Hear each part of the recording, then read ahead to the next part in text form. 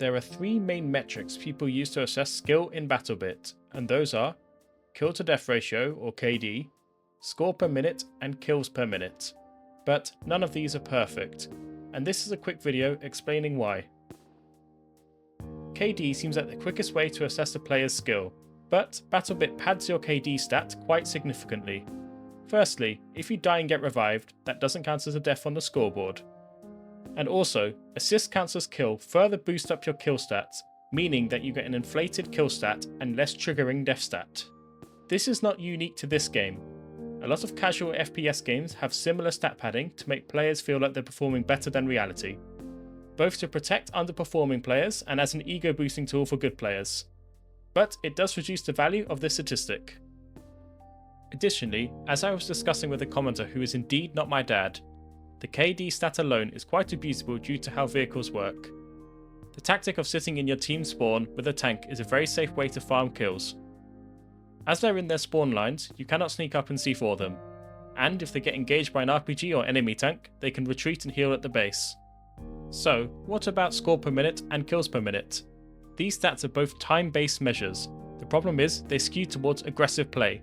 The meta for improving these stats is to use a 110 movement speed PDW such as the MP7 or UMP, and no armor, and always spawning where the most people are, kill as many as you can, respawn and repeat.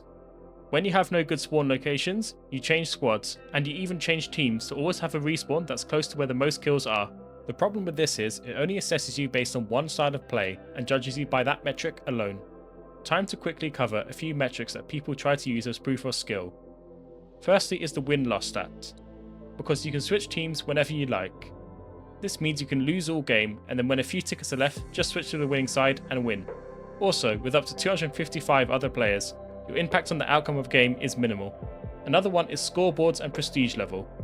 All these do show how long you've played the game, not how good you are at it. There is probably a correlation between how long you've played and how good you are, but trust me, that isn't always the case. Right now, my goal is to get 2 KD, and currently, I've got it up to 192. When I started this channel, I had a KD of about 1.6. I was playing Battlebit just for fun, sometimes with music in the background or a YouTube video.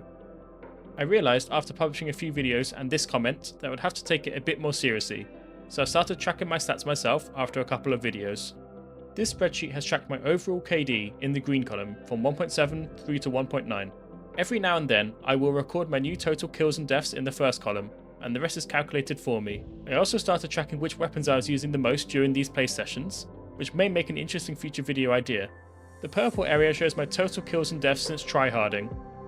My real KD since tracking is 2.35, so if I continue playing as is, I will eventually settle there. But I would like to try to improve my own gameplay to achieve a 2.5 KD as a fun side objective. Thanks for watching.